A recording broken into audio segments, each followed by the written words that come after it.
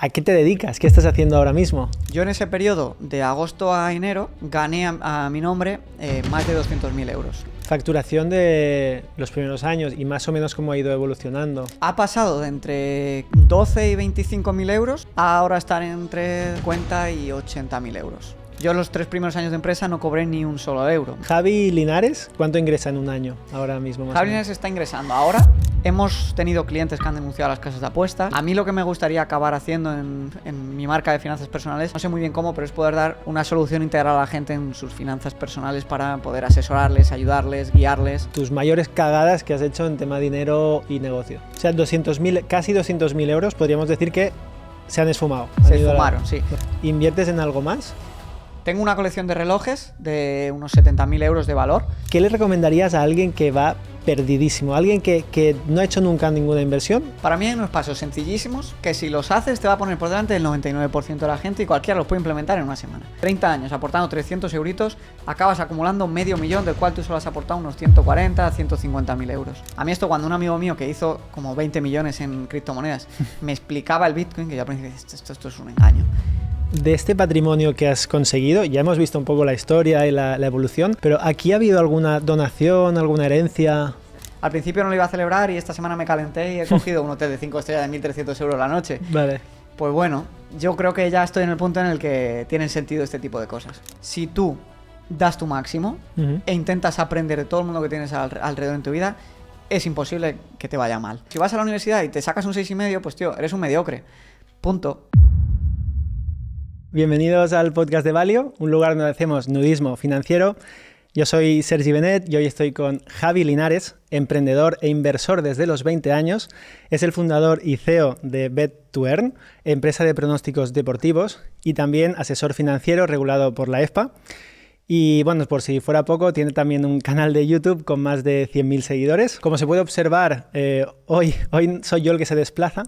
Así que nada, mil gracias por compartir esta maravillosa sala y este tremendo set que está aquí montado y por animarte a compartir tus números, Javi. Es un placer estar en Valio, es un placer estar contigo, Sergi, que eres un auténtico crack y estoy muy feliz de este podcast, así que gracias a vosotros por la oportunidad. Pues nada, muchas gracias. Como siempre, hacemos un poco ponemos en contexto quién es Javi. ¿Qué edad tienes? Pues yo tengo 29 años, a una semanita de los 30. Vale. ¿Estudios tienes?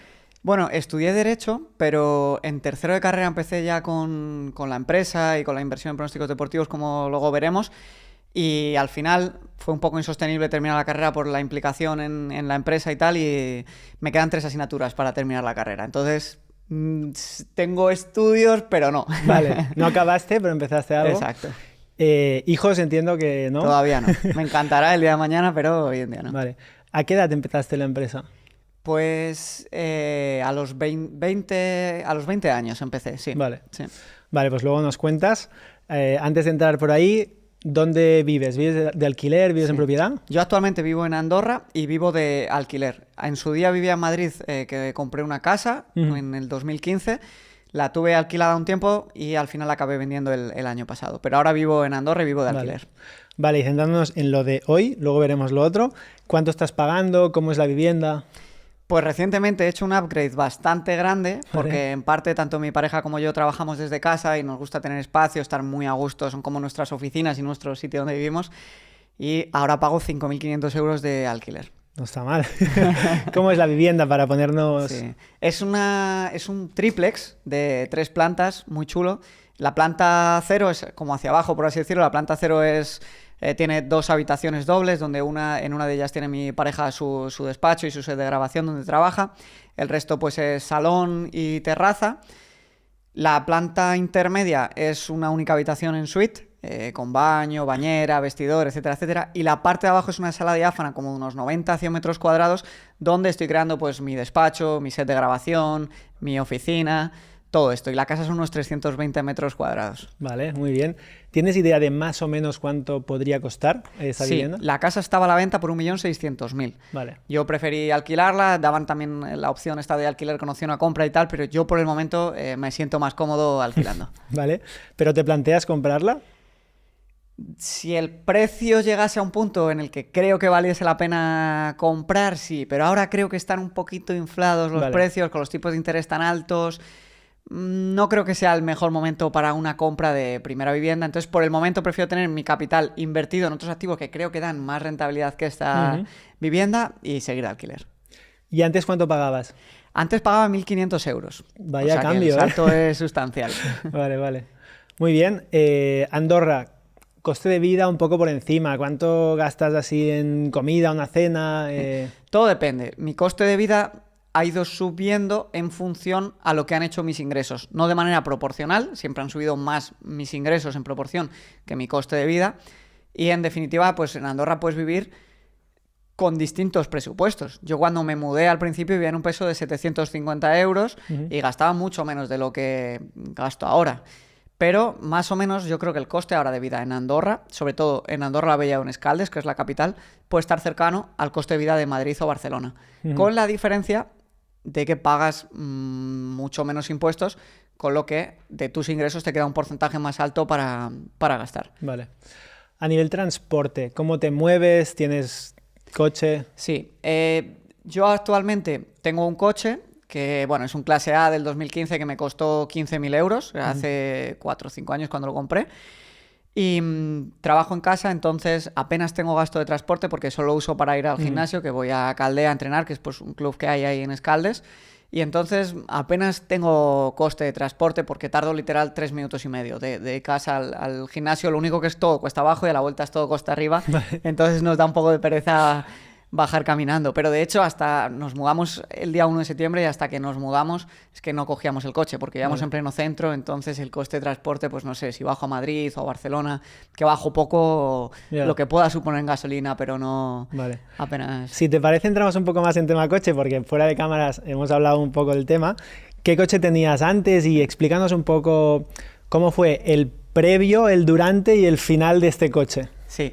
Por poner un poco en contexto el tema, a mí siempre me han gustado los coches. Vale. O sea, yo cuando vivía en Madrid tenía un BMW Z4, que me lo compré de segunda mano por 24.000 euros, con 100.000 kilómetros, y me encantó muchísimo el concepto de deportivo y descapotable. La verdad que lo disfrutábamos un montón, Carla y yo, cuando pues nos íbamos a cenar a Madrid, luego volvíamos con el coche descapotado, con la musiquita, súper a gusto, era como muy idílico. Entonces, al mudarme a Andorra en 2018...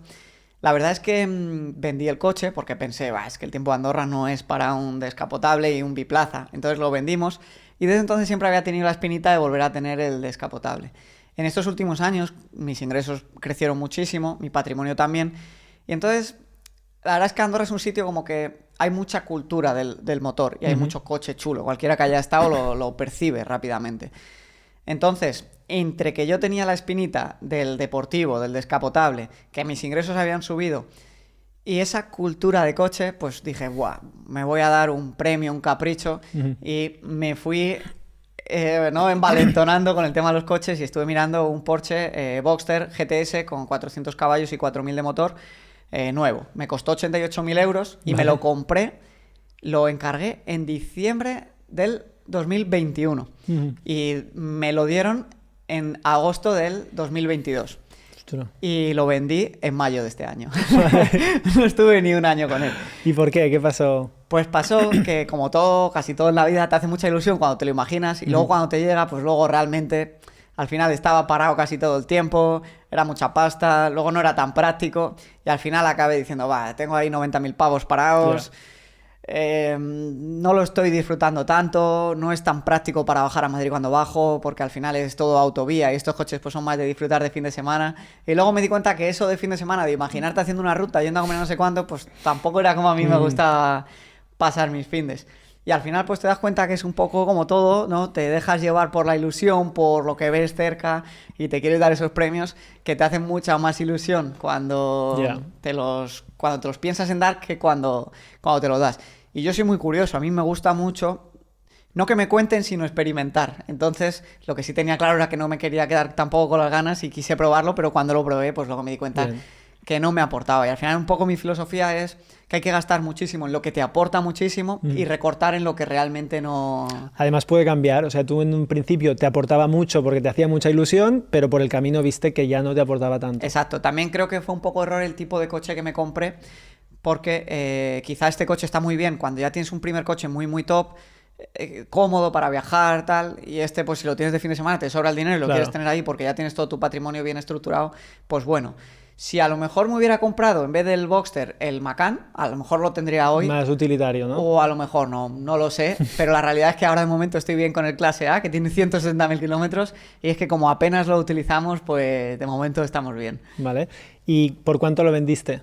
Pues mira, lo vendí por 83.500 euros. O sea, no perdiste casi nada. Y le hice 13.000 kilómetros. Es como haber alquilado un coche una temporada, o sea que bien. Sí, al final con todo esto que ha pasado últimamente de las disrupciones en las cadenas de suministro y todo esto, pues tenías que esperar 9 meses a que te trajes en el coche. Entonces hay gente que tiene dinero y no tiene paciencia y prefiere a veces incluso pagar un pelín más según el modelo, pero tenerlo disponible y que ya pues tenga 5, 10, 15.000 kilómetros, que no es tampoco algo muy tal. Y en este caso pues le perdí un poco, pero le hice casi 14.000 kilómetros, con lo que yo, para mí, disfruté los kilómetros y fue como si lo hubiera tenido pues alquilado ese tiempo. Sí, además Porsche creo que es de los que mantiene bien el valor, ¿no? Justo, a largo plazo. Sí. Y realmente, o sea, lo vendí de un día para otro en un concesionario de Andorra. A mí me llegó ese dinero, eso quiere decir que el del concesionario mínimo ganaría otros 2.000 o 3.000 euros más. Quizás si yo hubiese hecho esa gestión podría haberlo vendido por más, pero a mí me gusta la simplicidad, la rapidez y sé que si mi foco está en los negocios genero más que si están estas cosas, entonces... Yo tengo un amigo que compra coches de lujo y normalmente son coches que son bastante exclusivos y siempre le saca rentabilidad. O sea, sí. Lo compra, lo usa y lo acaba vendiendo por más de lo que pagó. Sí, o sea, yo tengo amiguetes igual que van cambiando cada 2-3 años y no pierden apenas dinero en estos coches de gama alta, tampoco les hacen una locura de kilómetros, por supuesto, pero te permite al final disfrutarlos y no perderles dinero. Entonces, pues bueno, es curioso, porque en gamas normales el coste del coche suele ser tiras bastante dinero desde el primer día, desde que sale del concesionario, y es curioso que justamente los más caros, sí que hay tipos, y Porsche aguanta muy bien, te puedas llegar a sacar dinero comprando y vendiendo coches. Sobre todo con el 911. De hecho, si alguna vez tuviese que volver a comprar un Porsche, sería el 911, el Targa, que me encanta. Vale. Y supongo que tendrá que ver con la ley de la oferta y la demanda. Al final fabrican muchos menos, entonces supongo que la gente que lo quiere rápido, lo quiere ya, y prefieren pagar ese premium, ¿no? Y asumir que están pagando casi lo mismo que si lo comprasen nuevo, pero tenerlo ya y no en un año o año y medio. Esto fue curioso porque el señor que me lo compró tenía 70 años. Vale. Y dijo, joder, es que no sé el año que viene si me va a apetecer conducir este coche, si lo voy a poder conducir, entonces prefiero ya asegurarme que lo compro, me dijo del concesionario, que no esperar. Vale, pues Javi, entramos ya en materia. ¿A qué te dedicas? ¿Qué estás haciendo ahora mismo? Yo me dedico a 2 cosas principales. La primera de ellas, gestiono mi empresa, que es Bet2Earn, que es una empresa en la que ponemos a disposición de clientes servicios de pronosticadores deportivos. ¿Qué es un pronosticador deportivo? Es un experto que se ha especializado mucho en competiciones de apuestas, de competiciones de deporte que no son muy populares. Generalmente, para que sean rentables, suelen darse en competiciones que no son muy populares, como por ejemplo fútbol femenino de Vietnam, terceras divisiones de Latinoamérica, cuartas divisiones, no sé, de Austria, de Alemania, y este tipo de competiciones que en definitiva no mueven tanto dinero como la Liga Española o las principales divisiones o el tenis profesional, y donde las casas de apuestas reciben tanto dinero que las cuotas están muy bien ajustadas, y además ellos, como reciben tanto dinero en esas competiciones, se pueden permitir poner traders que regulen el mercado a la perfección, y luego además se junta otro factor que es que son tan populares esas competiciones que todos los datos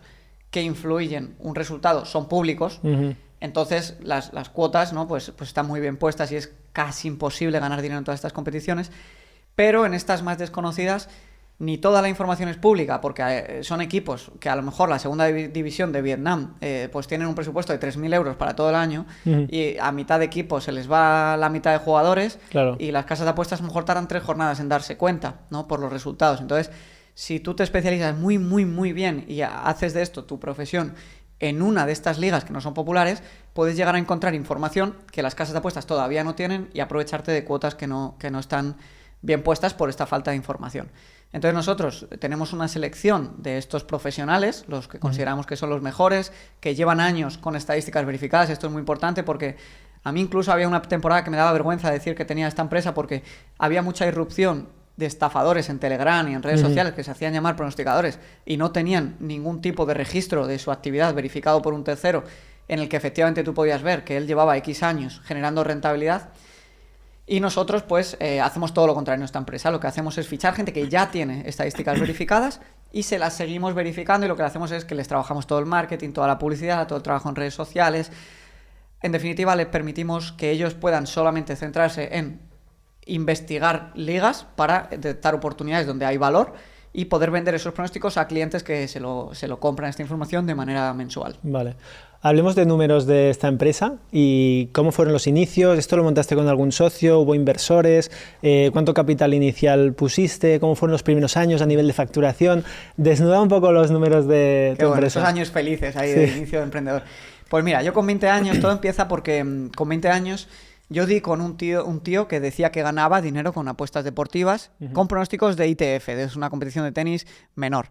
Y entonces dije, ostras, yo de aquella pues estaba en segundo de carrera y quería ganar dinero extra. Yo había arbitrado partidos de básquet desde que tenía 14 años, había trabajado de ropero en discotecas, había hecho mudanzas, había hecho prácticamente cualquier cosa por ganar dinero para conseguir ese dinerillo extra.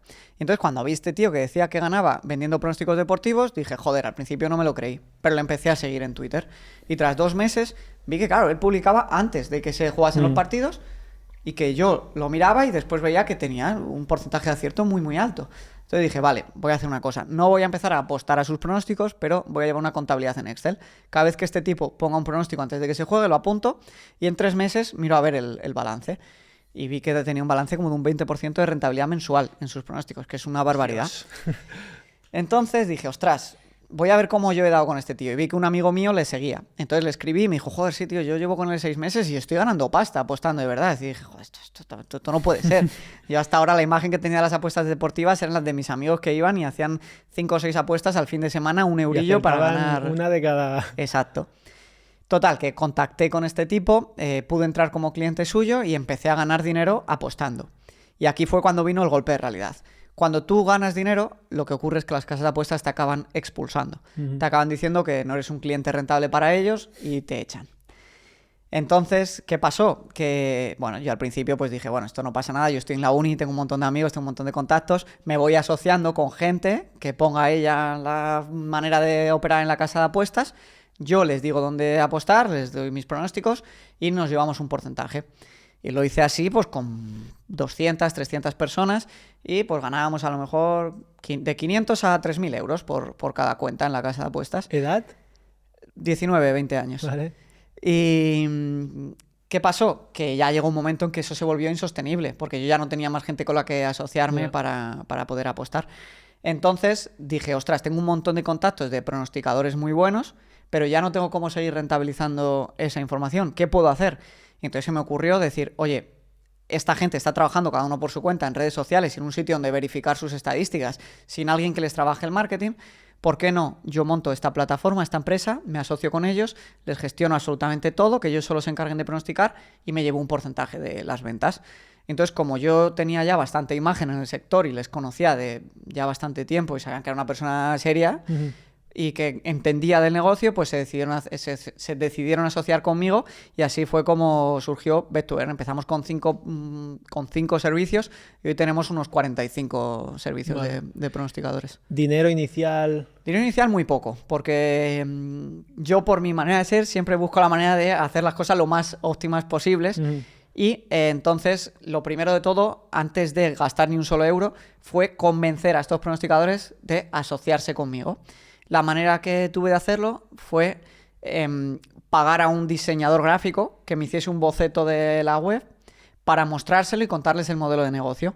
Y entonces, cuando tuve el sí de estos 5 pronosticadores, ya fue cuando dije, ostras, pues ahora sí me pongo a desarrollar la página web y las aplicaciones móviles.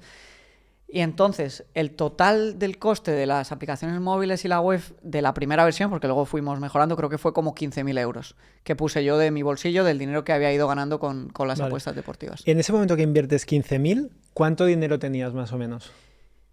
Si te acuerdas. Hubo un periodo, que esto me lo he saltado, un periodo que las casas de apuestas, hubo 6 meses que dejaron de limitar y de expulsar a la gente. Mi teoría es que debió de ser ahí la primera sentencia que condenó a una casa de apuestas a deslimitar a un usuario ganador. Entonces coincidió que hubo 6 meses que tú podías ganar dinero en Bet365 concretamente y no te limitaban. Yo en ese periodo, de agosto a enero, gané a mi nombre más de 200.000 euros apostando. Wow. Una auténtica barbaridad. ¿Qué En edad casa de mis tenías padres. ahí? Pues esto yo creo que fue entre 2014 y 2015. Entonces yo tenía 21 años, yo soy del 93, 21 Con 21 años, en 6 meses, una cosa así, medio año, ganaste 200.000. Y le hice ganar a mi hermano otros 100 y pico mil y a familiares míos más dinero y todo esto. ¡Qué salvaje! Una pasada. ¿Y los padres lo sabían? Sí. Mis ¿Y qué padres te a los decían? meses de empezar se lo conté porque es que esto de los pronósticos no es para todo el mundo porque cuando un pronosticador te manda un pronóstico, tú tienes que replicarlo en la casa de apuestas en un proceso, en un tiempo estimado de entre 0 y 60 segundos. Porque luego, como entra mucho dinero a ese pronóstico concreto, la casa de apuestas tumba la cuota para que ya no sea rentable, ajusta el mercado.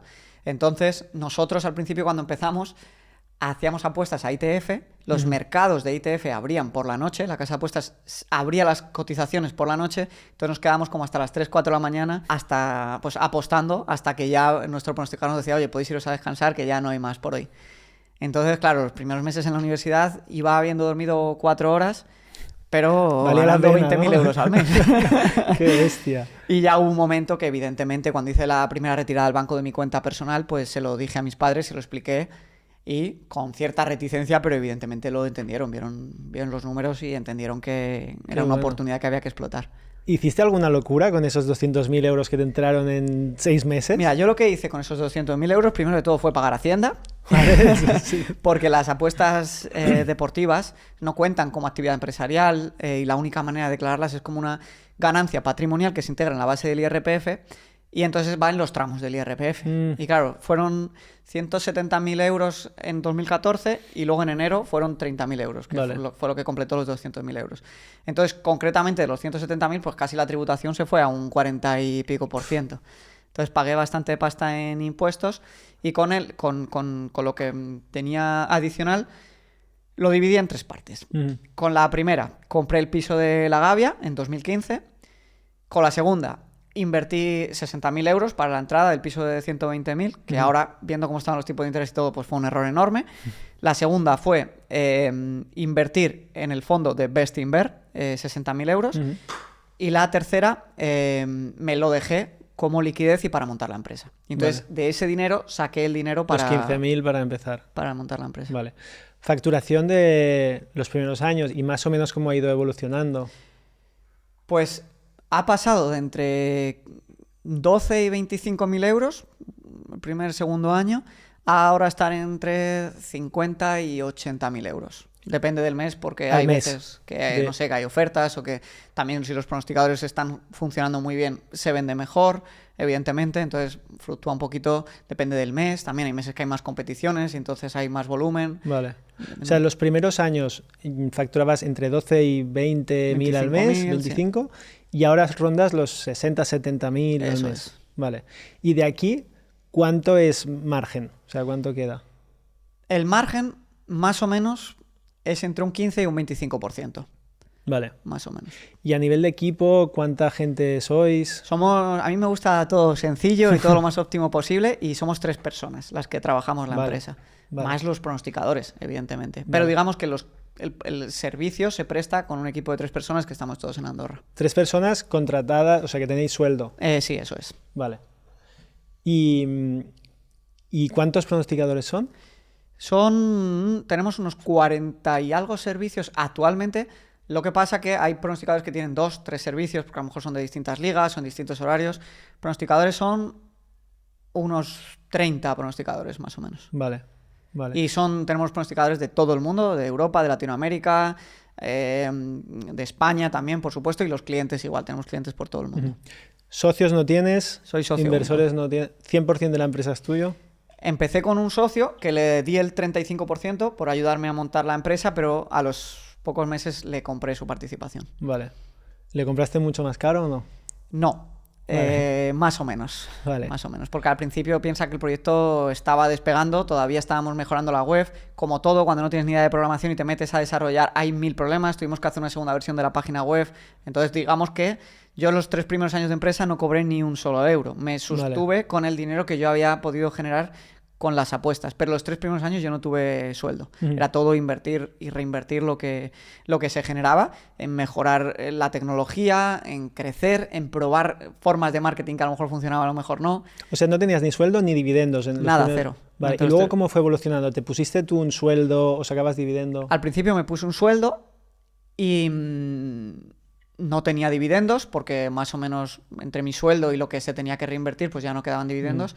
Y estos últimos años sí que tengo un sueldo bajito y luego a final de año pues me reparto dividendos en función de lo que yo considero que al año que viene se puede necesitar de caja para reinvertir y todo esto. Vale. O sea, con esos 60, 70 mil euros facturados mensual, ¿qué sueldo tienes tú ahora fijo? Yo tengo un sueldo de 2.000 euros al mes. Vale.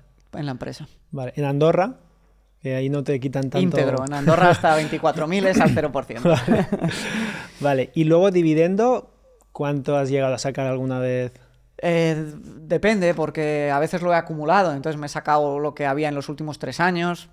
Entonces, bueno, no sé, igual he vuelto a sacar a lo mejor 60.000 al año o 70.000 al año, depende. Vale. Javi Linares, ¿cuánto ingresa a título personal? ¿Cuánto ingresa en un año ahora mismo? Javi Linares está ingresando ahora de beneficio entre 200 y 400.000 euros. Vale.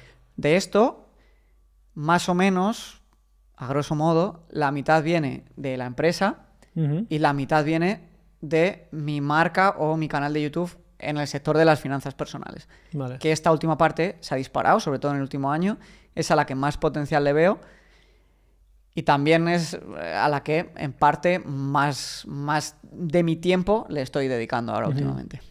De esta parte de YouTube marca personal, ¿cómo se reparten los ingresos? La mayoría viene entre la afiliación y los sponsors. El sector de las finanzas la verdad es que mueve mucho dinero y los sponsors o los bancos que quieren patrocinarte o las marcas que sean, pues te ofrecen dinero o bien por salir en un vídeo o bien por afiliación. Estas son las dos maneras principales. Y luego también YouTube te paga algo en función a las visitas. Pero la verdad es que es un 70% ingresos por partnership y un 30% o menos ingresos por lo que te paga YouTube de las visitas. Además de los ingresos de la empresa y lo de YouTube y marca personal, ¿tienes algún otro ingreso más? No. Actualmente mi foco y mis negocios son la parte de la empresa de pronosticadores deportivos y mi marca personal de Javi Linares. Vale. Dentro de estas dos patas, ¿cuál es el mayor reto al que te enfrentas ahora mismo? El mayor reto, por dividirlo según los proyectos, en la parte de la empresa, es luchar contra las casas de apuestas, porque nuestro problema con nuestros clientes es que como de verdad ganan dinero, les acaban cerrando la cuenta y aunque se acaban asociando a lo mejor con algunos amigos o familiares para poder seguir jugando y apostando y ganando dinero, al cabo de los meses a las personas normales se le acaban los recursos para poder seguir apostando. Hemos tenido clientes que han denunciado a las casas de apuestas. Ha habido periodos en los que se les ha ganado en los juzgados. El juez ha dicho que era ilegal discriminar a un cliente respecto a otro por su operación y su beneficio. Entonces tenemos clientes que han llegado incluso a generar 1 millón de euros en una cuenta de Bet365. Y estos clientes son muy buenos porque contratan la web entera, evidentemente. Vale. Y entonces dejan mucho beneficio. Pero constantemente las casas de apuestas cambian sus términos y condiciones y hacen jugarretas para cerrarlas y tener que volver otra vez al proceso del juzgado y otros 3 años con la cuenta cerrada. Entonces nuestro mayor reto es poder escalar esto porque enfrente tenemos un grupo de empresas que no quieren que les ganen dinero y nosotros vendemos la solución para ganar dinero.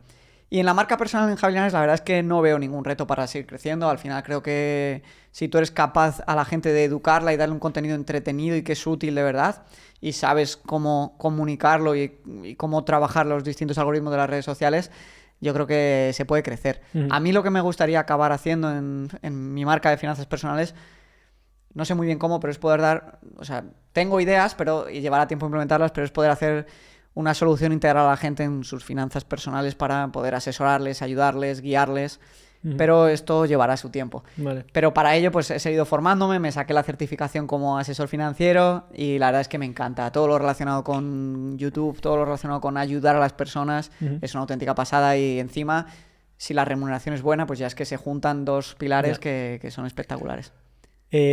Javi, fracasos o errores que hayas cometido en tanto mundo laboral como mundo del dinero, finanzas, inversión, ¿qué es tus mayores cagadas que has hecho en tema dinero y negocio? Mis mayores errores han sido en cuanto a la gestión de la caja de la empresa, quizá en el sentido de un proyecto que era... Me está yendo muy bien con el negocio de los pronosticadores, estamos creciendo un montón. ¿Por qué no pasamos además a ser una red social de apuestas deportivas, de pronósticos deportivos, donde integremos todas las cuotas de las casas de apuestas, donde creemos una red social con chat, donde poder seguir los partidos en directo, integremos marcadores? Un proyecto muy ambicioso. Intenté hacerlo subcontratando programadores, simplemente, pero no programadores en mi equipo, sino empresas de programación. Y esto era muy ambicioso y acabé gastando casi 200.000 euros de la empresa, reinvirtiendo, que no fueron a nada porque el proyecto no se pudo implementar con éxito. Y entonces mi experiencia y mi aprendizaje fue: hay que tener mucho cuidado cuando uno da un paso tan ambicioso y no pensar que porque haya sido capaz de gestionar el negocio hasta aquí, soy la persona indicada para liderar ese proyecto. Yo no era la persona indicada para meterme en un producto tecnológico. O sea, casi 200.000 euros, podríamos decir que se han esfumado. Se esfumaron, sí. Vale. Al final nos quedamos con una versión de la página web, pero esa versión de la página web no vale 200.000 euros. Vale. Con esos 200.000, 400.000 euros que ingresa Javi al año, más o menos, ¿qué haces? Pues yo lo que hago es invertir prácticamente un 50, 60, 70% de ese dinero en fondos indexados, en Bitcoin y en formación mía propia, se podría decir. Y el resto, hacer un pequeño fondo de liquidez para después, puntualmente en el mercado, hacer compras más grandes. Yo generalmente, no sé si ya hablamos de esto, pero yo generalmente pues tengo una compra periódica de 2.500 euros en fondos indexados. Vale. Y luego aparte voy comprando Bitcoin más o menos cada mes y medio para acumular a largo plazo estos dos principales activos. También me gusta vivir bien, por supuesto. Ahora, por ejemplo, pues hemos hecho el upgrade de casa. Cuando viajamos me gusta viajar a hoteles 5 estrellas que nos traten muy bien. No derrocho, porque sigo ahorrando un porcentaje muy alto, pero sí que creo que cuando uno está ingresando también tiene que disfrutar de esa parte del ingreso. Sobre todo porque hoy en día mis negocios tampoco necesitan más dinero para crecer más rápido. Entonces, puedo invertir agresivamente, pero también disfrutar. Entonces, pues eso es lo que hago con mi dinero: invertir y vivir. Vale. ¿Y en qué aparte de fondos indexados, Bitcoin y tener ese fondo que vas acumulando por si salen oportunidades, inviertes en algo más? Tengo una colección de relojes de unos 70.000 euros de valor. Vale. Es 2 relojes de Rolex. Uno es el Datejust Wimbledon, otro es el Rolex Explorer y otro es el Audemars Piguet Royal Oak versión cronógrafo. Me encantan los relojes. No lo hago tanto como inversión, en plan, creo que van a hacer un por 3 el día de mañana, sino... oye, estoy contento con lo que ya voy aportando a los mercados, creo que mis ingresos van a subir, pues este dinero lo coloco aquí, que sé que no se va a devaluar mucho o muy rápido, y de vez en cuando los llevo, los disfruto y cubro ahí un poco mi personalidad de coleccionista, ¿no? De tener cositas que me hacen muy feliz. Aparte de esto, la verdad es que mi cartera de inversión es súper sencilla. La gente muchas veces se cree que porque tengas más dinero, más patrimonio, hay que complicar la estrategia de inversión. Y yo creo que en las finanzas la simplicidad es una victoria y creo que es complicado batir los rendimientos de los fondos indexados, y yo cubro mi parte más especuladora con mi apuesta por Bitcoin, que creo que es un activo que lo hemos visto nacer, es contemporáneo a nosotros, y no sé lo que va a pasar en 5 o 10 años, pero sí que creo que es un activo que va a seguir aquí dentro de 100. Entonces creo que tiene mucho potencial y creo que un porcentaje pequeño de la cartera merece la pena tenerlo. ¿Cuál es ese porcentaje pequeño de tu cartera? Depende del precio de mercado de Bitcoin. Ha llegado a estar en el 50% y ahí no me sentía muy cómodo. Pensaba que era demasiado, pero el mercado no vendiste. El mercado puso a todo el mundo en su lugar y ahora es un 18%, 17%, más o menos. ¿Y no compras acciones? ¿Va todo a fondos indexados? No compro acciones. En su día, al inicio, empecé con algunas acciones, pero mi mentalidad es... ¿dónde puedo yo generar el mayor retorno?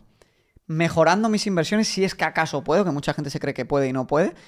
Yo creo que no puedo. O poniendo el foco en mi marca personal, en mis habilidades, en mis negocios e intentar hacer que suban un 20-30% año a año. Yo creo que tengo más factible hacer un 20% cada año mis ingresos, al menos en los próximos años, igual sostenidamente es muy difícil, que no pasar de a lo mejor la rentabilidad que te dan los fondos, que puede ser de un 7 a un 10%, no tengo manera de convertir que eso me genere un 20%. No la hay. El que te diga que sí es muy complicado, te está engañando. Y entonces pongo mi foco en mis negocios. Vale. ¿Y muebles tampoco tienes ahora? Inmuebles tuve uno en Madrid que además me fue muy bien. Compré en el 2015. Ahí estaba el suelo de los inmuebles en España principalmente. Y compré este inmueble de 120.000 euros. Puse 60.000 de mi bolsillo. Me hipotequé por los otros 60.000. Estuve viviendo un año. Luego lo alquilé. Y el año pasado lo decidí vender. O sea, ¿tú compraste para invertir, para ti, para vivir Inicialmente sí. Vale. Inicialmente sí. Mi mentalidad sobre esto ha cambiado mucho. Yo cuando empecé, pues piensa que tenía 21 años y mi mentalidad fue, ostras, tengo este dinero, voy a solucionarme la vida. Si invierto... Mi mentalidad más fue la siguiente. Si invierto 60.000 euros en el fondo de inversión y 60.000 euros en la vivienda, en la revalorización del fondo de inversión me va a cubrir en los costes de hipoteca y todo esto. Y entonces voy a tener el inmueble pagado y, joder, tengo 21 años y soy capitán general. Luego ya fui aprendiendo que todo se puede optimizar más aún y que ese capital en otro sitio puede trabajar mejor. Pero la realidad es que esta inversión fue buena porque la vendí. Compré en 2015 120, vendí en 2022 190. Es decir, le hice un por dos a mi capital, al capital que yo puse, incluso después de impuestos. Entonces fue muy bien, pero... me di cuenta que había mucha revalorización en el piso, pasó de valer 120 a 190, la renta no había subido en proporción, entonces yo hice números sobre, oye, si yo tengo este capital ahí inmovilizado y me está generando esta renta después de impuestos, la rentabilidad era del 3%, yo creo que puedo hacer fácilmente un 8 o 9% a este dinero, entonces decidí venderlo, liquidarlo y traspasar ese dinero principalmente a los fondos indexados. Vale, muy bien, muy bien. ¿Cómo llegas al mundo de la inversión? ¿Y cuál fue la primera inversión, la primera vez que metiste dinero? Al mundo de la inversión llegué antes de tener dinero, ¿vale? Curiosamente. O sea, me empecé a preocupar porque yo siempre he sido muy curioso y siempre me gustaba mucho pensar que iba a acabar siendo empresario y que iba a acabar teniendo dinero. Entonces ya empecé a leer. Quizá mi primer contacto con el mundo de la inversión fue con el mítico libro de Padre Rico, Padre Pobre, que un primo mayor mío me recomendó. Y de ahí quizá también luego, a posteriori, ¿no?, el comprar este primer piso porque va muy orientado al tema del inmobiliario. Y entonces me vino de ahí y me vino como de la creencia que sonaba tan bien en mi cabeza de que gestionando dinero podía vivir de ello.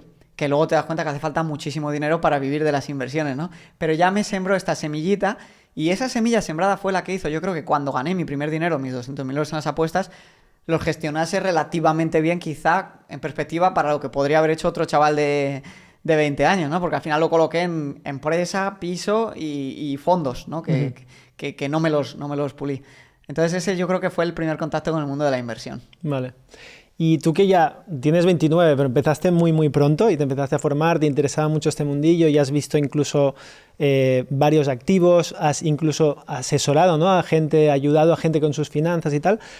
¿Qué le recomendarías a alguien que va perdidísimo? Alguien que no ha hecho nunca ninguna inversión, que quizá, bueno, conoce el tema y tal, pero no sabe por dónde empezar o que le da miedo ese primer paso. ¿Qué le recomendarías? Para mí hay unos pasos sencillísimos que si los haces te va a poner por delante del 99% de la gente y cualquiera los puede implementar en una semana. El primero de ellos, hacer un presupuesto para entender cómo están tus finanzas personales. Yo no soy muy de medir al detalle lo que gasto, lo que no gasto, yo soy de porcentajes. Y si mis porcentajes salen de ahorro, estoy contento, y de inversión. Entonces, un presupuesto para entender cuáles son tus activos, es decir, cuánto dinero tienes en el banco, cuánto dinero tienes en propiedad de tu casa que no debes al banco. En definitiva, que hagas una foto clara de tu patrimonio. Activos menos deudas para ver cuánto dinero tienes. Entender cuánto dinero estás ahorrando al mes, cuánto dinero te queda. Este ejercicio hay que hacerlo al menos una vez en la vida, porque así vas a entender al detalle dónde se está yendo tu dinero. No hace falta que luego mes a mes estés con el Excel preocupado, pero una vez hay que hacerlo, para ver dónde cortar, dónde gastar más y qué porcentaje de ahorro tienes. Una vez que entiendes esto, tienes que ponerte un objetivo. Yo animo a todo el mundo a que al menos un 20% de lo que genera lo ahorre y posteriormente invierta. Esto es importante. Digo posteriormente porque lo primero que cualquiera que tiene que hacer para controlar sus finanzas es tener un pequeño fondo de emergencia. Esto tienen que ser unos 3 o 6 meses de los costes que te ha dado ese Excel, pero los tienes que tener ahorraditos en una cuenta remunerada ahora que hay buenos intereses y no los tienes que invertir. No los tienes que invertir porque las inversiones fluctúan. Entonces, si tú te lanzas a invertir y te quedas a cero y esas inversiones bajan y tú tienes una emergencia, vas a tener que venderlas en pérdidas. Y esto es el único riesgo que yo veo a largo plazo en las inversiones.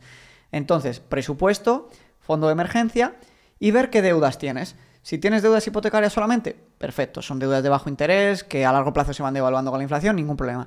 Pero si tienes deudas personales, de tarjetas de crédito, de préstamos para reformas, que a lo mejor es un 8, 9, 10, 12, 15%, estas tienes que amortizarlas cuanto antes. Antes incluso de invertir. Entonces, fondo de emergencia, amortizar deudas de alto interés y luego ya tienes que invertir, no te queda otra. Al final, si tú miras la evolución del euro y del dólar y de cualquier divisa a lo largo de la historia, se van devaluando porque los estados cada vez se financian, se endeudan más, emiten moneda para que también pierda valor, la economía no pare y se genere producción económica. Y entonces hay que entender que el euro y el dólar no valen para nada y que vas a empobrecerte, ya lo hemos visto estos últimos años con la inflación. ¿En qué invertir? En mi opinión, la persona media lo mejor que podría hacer es invertir en fondos indexados. Fondos indexados es simplemente un ranking de las 3.000 empresas más grandes del mundo o las 500 más grandes de Estados Unidos que se va rebalanceando en función del tamaño y el peso que representan en la economía esas empresas.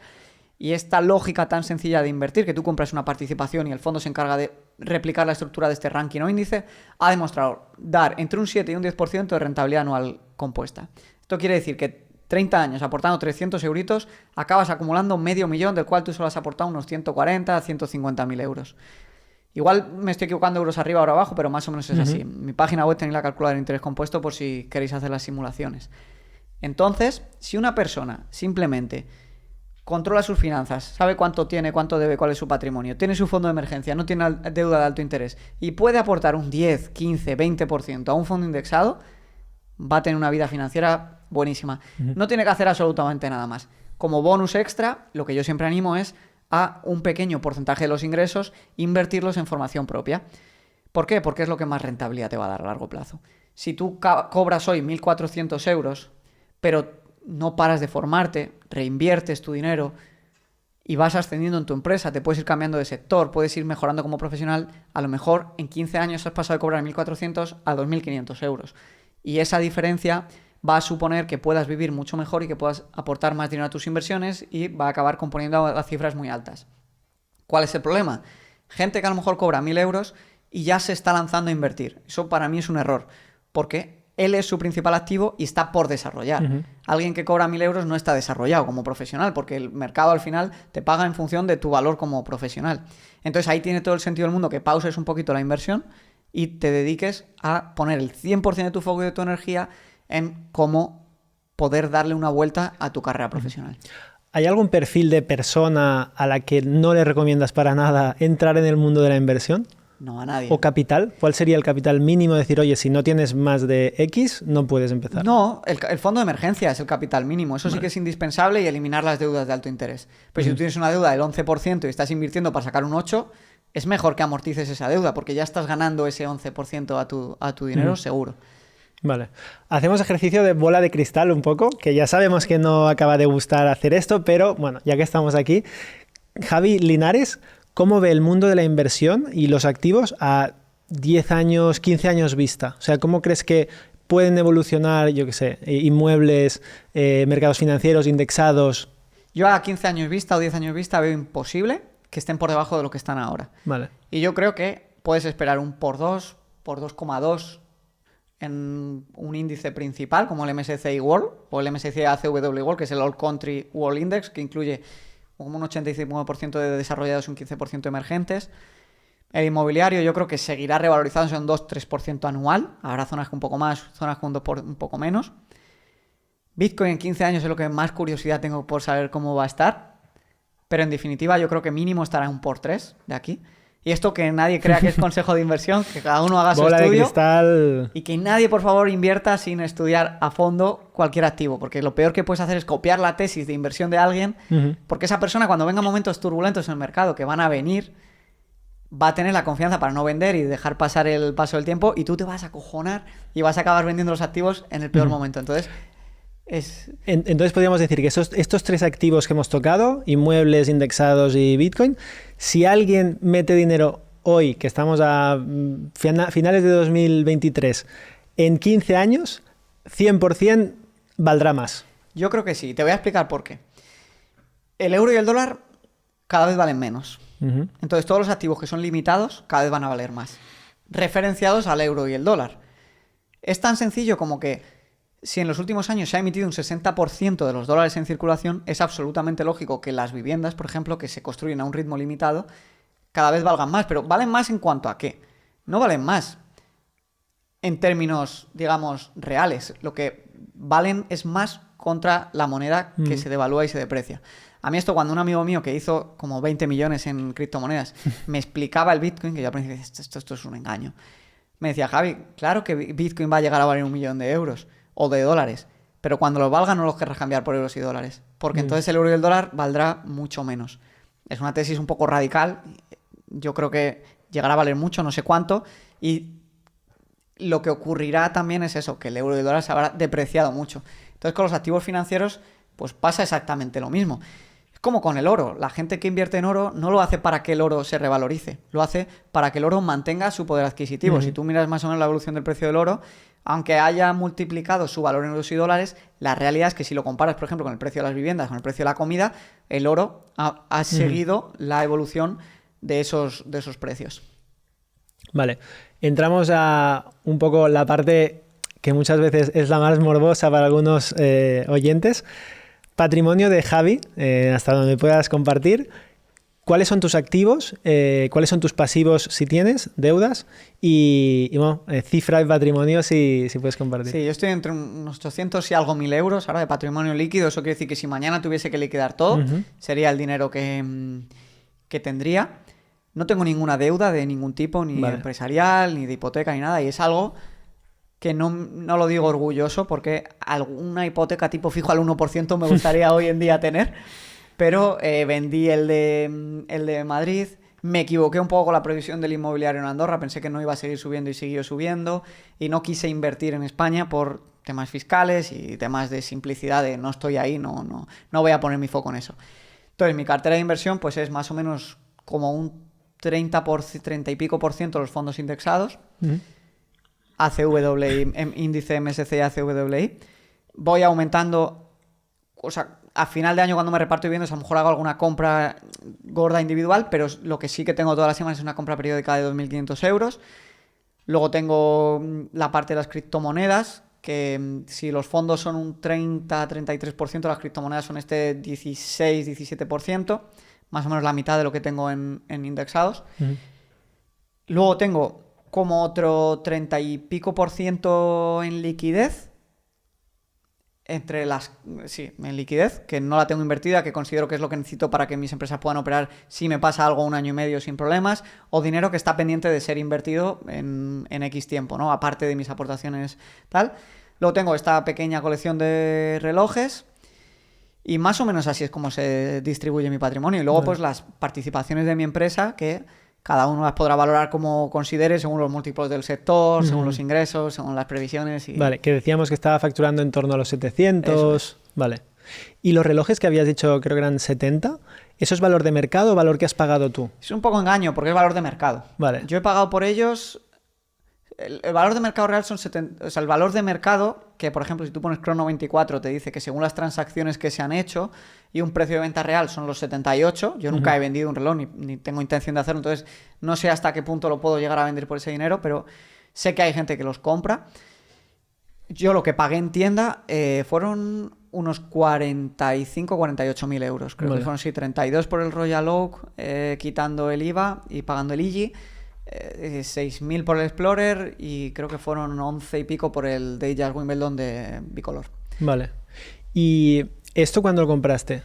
Pues mira, el primero lo compré, que no me equivoque, fue en 2021, vale. En mayo del 21, el siguiente en noviembre del 21 y el siguiente en abril del 22.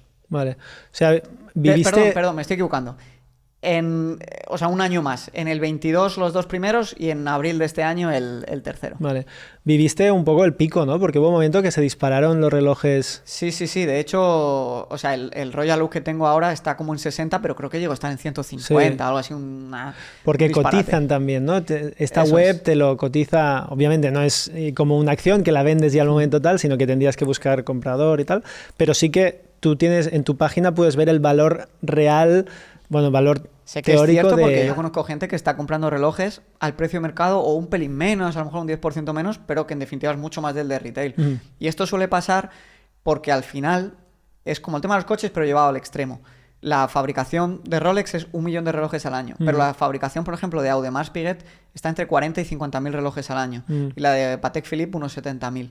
Entonces hay mucha más gente que quiere comprarlos, paradójicamente, yo al principio no me lo podía creer, que relojes que se fabrican. Hay listas de espera de mucho tiempo y gente que a lo mejor se tira 4 años para conseguir un reloj. Yeah. Entonces, aparte de la especulación, hay gente que quiere los relojes de un día para otro y entonces pues acaba pagando ese premium de mercado. Además, si no entiendo mal, no todo el mundo puede llegar y decir, oye, quiero este reloj. Y a veces incluso las listas de espera son un poco falsas. Son de que decir, 100%. sí, no, el año que viene, el siguiente, y no te lo venden. Sí. En plan, no sé quién eres, no te lo vendo. Al final lo que ocurre es que, y yo, una parte de que bajen los precios me voy a alegrar porque me va a permitir comprar modelos que hasta ahora todavía no puedo comprar, es que como ha habido tanta especulación, las tiendas han tenido que poner mucho cuidado en a quién le vendían los relojes. Yeah. Entonces, si tú entrabas de cero a comprar un modelo de acero en Rolex, te iban a decir, o se iban a reír, o te iban a decir, sí, te apunto y ya te llamaré. Pero ¿qué pasa? Que si ellos tienen X clientes fieles que llevan comprándoles relojes toda la vida y saben que no especulan, pues el de la tienda va a preferir vendérselo al que está seguro que no especule, que conoce, que no al nuevo que no sabe si lo va a vender al día siguiente por un 40% más, ¿no? Entonces, y luego aparte pues son como escala de valores en los relojes, depende de lo raros, lo escasos y la producción que haya de cada reloj. Pues quizá no puedes optar de inicio a por ese modelo, no puedes ir a por un 5711 de Patek Philippe, un Nautilus, no vas a poder, te van a hacer comprar primero uno de los que no son deportivos y comprar otro probablemente, y hasta a lo mejor gastarte 50.000 euros antes de llegar a ese modelo, que es el que si cuesta 40 lo puedes vender por 150. Por eso en mercado secundario si quieres, tienes que comprarlo más caro de lo que vale en tienda. Efectivamente, al final yo sinceramente no recomiendo a nadie que compre relojes pensando en que va a ganar dinero, porque la realidad es que esto es un boom de hace muy poquito tiempo. Si tú miras relojes de hace 20 o 30 años, excepto a lo mejor el reloj que llevó Paul Newman, que sí que se ha subastado por millones de euros, el reloj que tú pudiste comprar, pues la realidad es que lo vas a vender hoy por menos dinero de lo que lo compraste, o a lo mejor por el mismo dinero, pero vaya, que no es una inversión. O sea, que no lo hagas como inversión porque es complicado. Es complicado que justo des con el modelo y que este sí que envejezca bien, que no lo uses, porque si lo desgastas evidentemente no lo vas a poder vender por el mismo precio. Entonces, pues bueno, es una parte que te puedes justificar a ti un poco mismo, decir que es una inversión, pero la realidad es que pues es una parte más de tu patrimonio, pero que no deberías contar con ella como una potencial revalorización. De este patrimonio que has conseguido, ya hemos visto un poco la historia y la evolución, pero ¿aquí ha habido alguna donación, alguna herencia? No, cero. Vale. Mi padre es funcionario, trabaja en una biblioteca y hace una labor preciosa, porque además hace proyectos con los hospitales y va a los hospitales como cuentacuentos, y mi madre pues trabaja de auxiliar en un colegio y somos clase media. Yo vivía en Vallecas, iba a un colegio público. Y en definitiva yo no vi dinero como ahora lo estoy viendo en mi entorno nunca. O sea, nosotros en mi familia no íbamos de restaurantes. Yo la primera vez que viajé fue con 16 años y fue la única. Después no, o sea, en definitiva no. Tío, pues por haber venido de donde vienes, es curioso que haya sido tan... bueno, que no se te haya ido la olla con el dinero que has ganado, ¿no? Porque tampoco has hecho ninguna locura ni... Ha sido bastante... Quizá por eso también, porque como sé la oportunidad que tengo, no la quiero dejar pasar. Vale. Y también sin duda yo creo el hecho de, incluso antes de haber tenido ese dinero, haber ya estado leyendo sobre negocio, sobre finanzas, sobre inversiones, que entonces cuando te llega estás preparado, ¿no? Porque esa estadística de que la mayoría de gente que le toca la lotería acaba teniendo menos dinero a los 5 o 6 años, una barbaridad. Pero claro, si te entra dinero y no sabes nada sobre el mundo del dinero, pues tienes la posibilidad de que lo quemes. Pero si ya te has ido formando antes de tenerlo, ¿no? Pues... Quizá por eso siempre creo que es tan importante hacer este papel y me tomé tan en serio el tema del canal de YouTube, porque al principio ahora me genera dinero, pero yo cuando empecé con el canal de YouTube no me imaginaba que podía haber este potencial de negocio que he visto que hay. Porque en tu casa había cultura financiera, educación financiera, cómo funciona el dinero. Esto es muy curioso, porque a mi padre sí que le gusta mucho llevar el control de lo que gasta y lo que no. Entonces yo siempre recuerdo, por ejemplo, a mi padre con una libretilla en el coche apuntar cuántos kilómetros, a qué precio de la gasolina... Siempre le había gustado, incluso, por ejemplo, le gusta correr, siempre había apuntado el peso que tiene, los kilómetros que hace con cada zapatilla y medir. También en las finanzas. Entonces, pero libreta y boli. Y yo me acuerdo en cuarto de la ESO, nos metieron una asignatura que era pues de tema de informática, ordenadores y tal, y había que hacer un proyecto con Excel. Pues mi proyecto fue decir, hostia, le voy a hacer un presupuesto a mi padre en Excel para que pueda hacer la contabilidad de las finanzas. Entonces, a lo mejor sí me ha venido de mi padre esa manía buena de medir, intentar medir las cosas. ¿Y cómo vivieron el hecho? ¿Saben el dinero que tienes? Sí. ¿Cuánto ganas? No, a lo mejor como lo acabo de contar, pero... ¿Y cómo lo vivieron? O sea, ¿cómo viven que su hijo esté ganando tanto dinero? Ha sido una evolución. Mi padre lo que me decía al año y medio o 2 de haber ganado este primer dinero era: genial, hijo, ahora sácate la oposición, tienes tu piso y ya tienes la vida resuelta. Y ese consejo duró quizás hasta hace 2-3 años. Vale. O sea, la mentalidad de mis padres es muy conservadora y de, ostras, no has conseguido esto, hay que protegerlo a toda costa, más que incluso intentar llegar más lejos.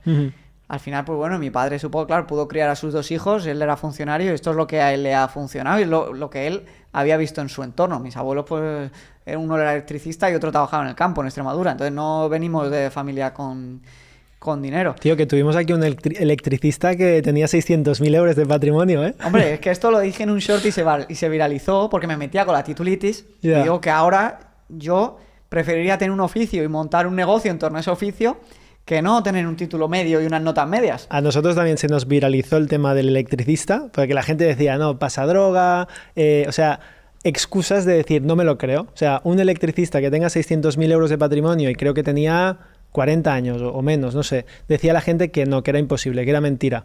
Y existe. Existe 100%.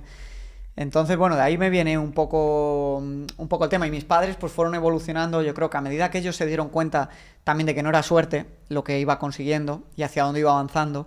Y también yo hice una labor pedagógica de educación, de mostrarles un poco pues, las posibilidades que había, ¿no? Hacia dónde avanzaba, darles mucha información de por qué hacía lo que hacía, de que lo de las apuestas no era ni ilegal, ni era suerte, ni nada, de que, ¿no? Pues de ver cómo he evolucionado, de cómo he creado mi faceta en el mundo de las finanzas también, de cero, pues se dieron cuenta un poco de que quizás sí había que confiar y que había más caminos aparte del que ellos conocían, pero claro, les estallaba la cabeza al principio. Ya. Vale, una pregunta típica del podcast. Te doy 1 millón, ¿vale? Y además, como estás en Andorra, pues casi neto, ¿vale? Te llega 1 millón. ¿Qué haces? ¿Cómo inviertes este 1 millón de euros?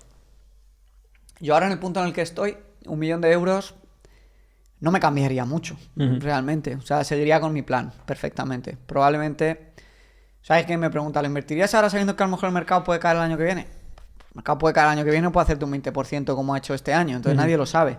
Creo que invertiría la mayoría de ese dinero en la misma proporción que tengo ahora de mis activos, simplemente. Vale.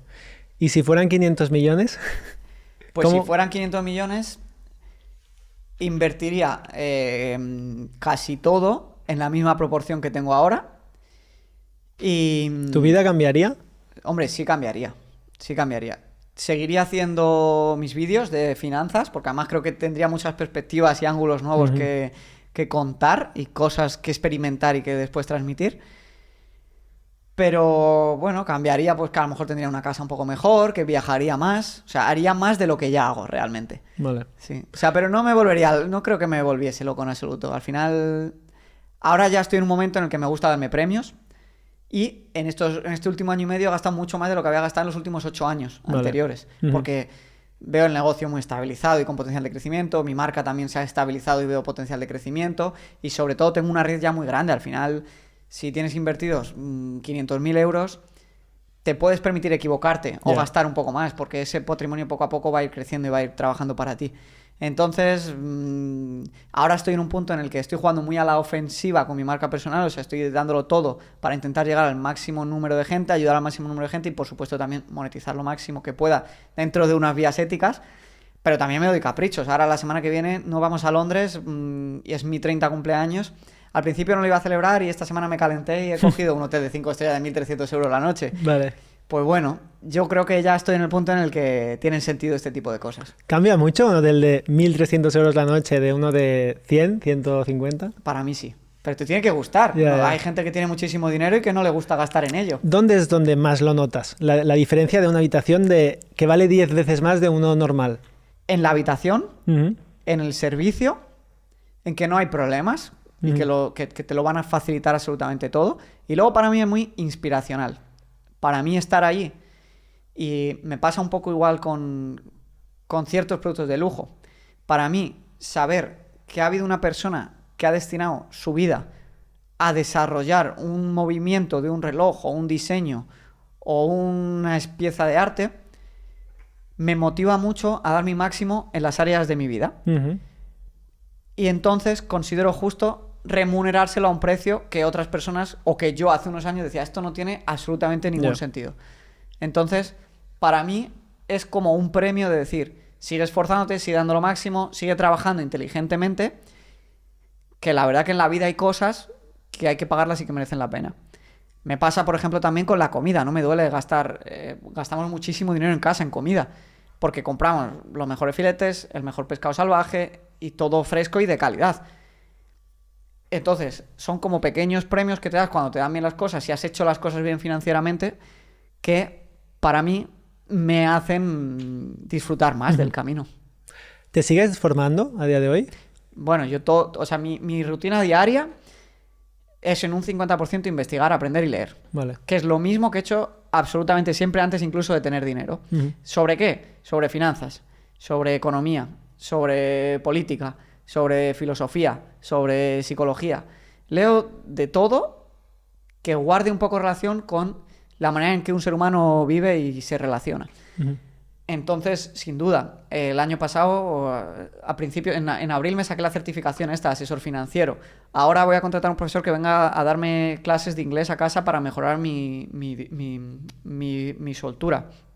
Sin duda, si hay algo que no va a cambiar es el seguir intentando aprender, porque es que esto lo dice Warren Buffett y es que es súper real. The more you learn, lo más que aprendes, the more you earn, lo más que ganas. Y yo lo he visto en mi vida 100%. ¿Qué consejo le darías a alguien que tiene 20 años? Que dé su máximo en lo que esté haciendo. Me da igual que esté estudiando, me da igual que esté trabajando de electricista, me da igual, da exactamente igual. Si tú das tu máximo e intentas aprender de todo el mundo que tienes alrededor en tu vida, es imposible que te vaya mal. Yo he visto gente triunfar en prácticamente todos los sectores de la economía productiva. Hay dinero en todo.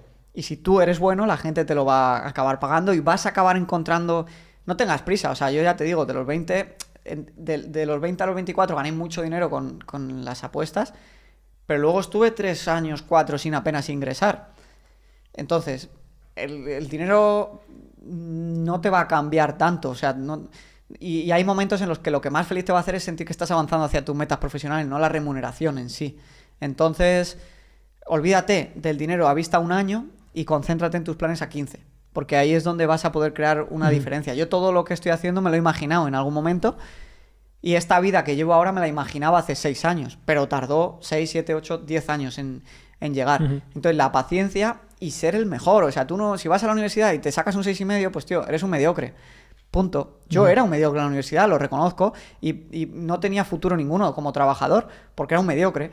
Si en cambio vas a la universidad y sacas un 1,5 y tienes un inglés que te cagas y haces muy buenas prácticas y conoces a gente en tu sector, te va a ir bien. Te va a ir bien seguro. Entonces, yo el mensaje que doy es ese, y un poco ahora que estoy leyendo el libro de Ortega de La rebelión de las masas, él dice que la masa es todo aquel que pasa por la vida sin intentar perfeccionar sus habilidades y cualidades. Y que la minoría selecta es toda aquel persona que, independientemente del resultado que acaba obteniendo, lucha por intentar perfeccionar sus habilidades y su paso por la vida. Y yo estoy totalmente de acuerdo. Vale, y tocando un poco así como de refilón este tema, ¿crees que el dinero da la felicidad? Mira, hay una cosa muy clara. Tú puedes ahorrar hasta cierto punto, pero hay ciertos costes que no los vas a poder evitar. La educación de tus hijos, la comida que comes, el gimnasio al que vas, Techo. comprar comodidad. Yo ahora por primera vez tengo una persona que viene a limpiar a casa una vez a la semana. No lo habíamos tenido nunca hasta este año, y mira que habíamos ganado dinero, y ahora que lo tengo, joder, qué cosa más guay. El lugar en el que vives influye, por supuesto que influye. No es lo mismo estar en un vecindario donde tus hijos van a conocer a los hijos de ciertas personas que tienen otras experiencias vitales, que yo, que me robaron 3 veces cuando era joven y había peleas en la puerta de mi instituto casi todas las semanas. Pues sí que cambia. Ahora bien, el dinero es simplemente una herramienta y un potenciador. Si tú te cae el dinero del cielo y no has desarrollado ciertas habilidades para conseguir ese dinero, probablemente no te vaya a hacer mucho más feliz. A lo mejor temporalmente sí, pero a largo plazo no. Entonces, el dinero hay que aprender a invertirlo para que te genere felicidad y tranquilidad. ¿Qué me da a mí mucha felicidad, por ejemplo? Cuando vengo a Barcelona, aparcar en el parking y no tener que buscar aparcamiento y despreocuparme. Eso es una inversión en comodidad. La vivienda en la que estás, joder, si tienes sol todo el día, pues te va a dar más felicidad que si no tienes sol. Y salud real. Si puedes comprar la mejor comida, pues vas a estar más tranquilo. Y así, en definitiva, en un montón de áreas que sin duda sí que te pueden, bien gastados, sí que te pueden dar más felicidad. Y poniendo cifra, ¿te has puesto tú alguna cifra objetivo de patrimonio o de ingresos recurrentes? Sí, siempre juegas con esa cifra, porque a los humanos nos encanta ponerte como objetivos. Quizá mi primer objetivo era el millón, ¿no? Ese famoso millón. Sí. Ahora que ya lo veo cerca, pues ha subido a medida que ha aumentado mi capacidad como profesional, que mi vida ya ha mejorado. Entonces, pues yo qué sé, luego igual dices, pues 3 millones. Y luego igual dices, pues 20, o no me voy a poner cifra, porque realmente ya sé, ya no es, o sea, pasas un poco de jugar a la defensiva, que yo creo que es lo que pasa cuando te estás constantemente poniendo objetivos y cifras, a jugar a la ofensiva. Es decir, vamos a ver hasta dónde puedo llegar, y sé de ciencia cierta que no lo voy a pasar ya más mal nunca, ¿no? Entonces... ¿Cuál es la cifra de hoy? Te mentiría si te digo que la hay, de verdad. Ahora mismo no la hay. Porque además, yo creo que lo de la cifra está muy bien cuando piensas en vivir de tu patrimonio. Porque haces tu cálculo, regla del 3, del 4%, un 3% de 4 millones son 120.000, son 9.000 euros más o menos al mes, tal... Pero cuando estás activamente produciendo y generando dinero, me parece que es muy difícil que yo no pueda acabar generando más de lo que estoy generando ahora. Entonces, y tampoco, no tengo prisa por hacer upgrades en mi vida. No tengo prisa por tener una casa mejor, un coche mejor. Ya más o menos todo lo que me puede dar ese extra de felicidad ya lo tengo. Entonces, no tengo esa ansia de mejorar más allá por el hecho de mejorar y de hacer cada vez cosas más chulas y tener más impacto. Y por supuesto que generar más, pero no con un objetivo material concreto, por así decirlo. Pues Javi, brutal, me ha encantado, muy buen nudismo financiero, te has despelotado al 100%, muchas gracias por compartir. Y nada, ¿a quién te gustaría ver ahí? Alguien que conozcas, que digas, quiero saber sus números. Nudismo financiero. En primer lugar, muchas gracias, Sergi, por darme la oportunidad, es un placer, y quiero que quede muy claro que cuando uno cuenta lo que tiene, lo que va consiguiendo, yo por lo menos no lo hago por fanfarronear, sino por inspirar, porque yo cuando empezaba y no tenía nada, me encantaba poder leer las historias de gente que lo había conseguido. De hecho, lo más motivador para mí era leerme como autobiografías o, por ejemplo, yo que sé, el libro del fundador de Telepizza, ver que venía de nada, que consiguió un montón. Entonces, que quede claro que cuando uno se desnuda, lo hace porque cree que puede servir a otros para decir, si este lo ha conseguido, yo también, porque yo es lo que pensaba, si este lo ha conseguido, yo también. No porque me crea mejor, sino porque se puede, de verdad. ¿Y a quién me gustaría ver aquí? Pues... A ver, realmente a cualquier persona que le vaya bien, porque me encanta aprender de cualquier persona que le vaya bien o que se esté esforzando y esté consiguiendo cosas chulas en cualquier sector. Y cuanto más variado y más random y más raro, más interés tengo en escucharle. Así que seguid haciendo lo que estáis haciendo porque es una pasada y mola mucho y nos sirve de inspiración a muchos. Qué bueno. Pues nada, lo buscaremos.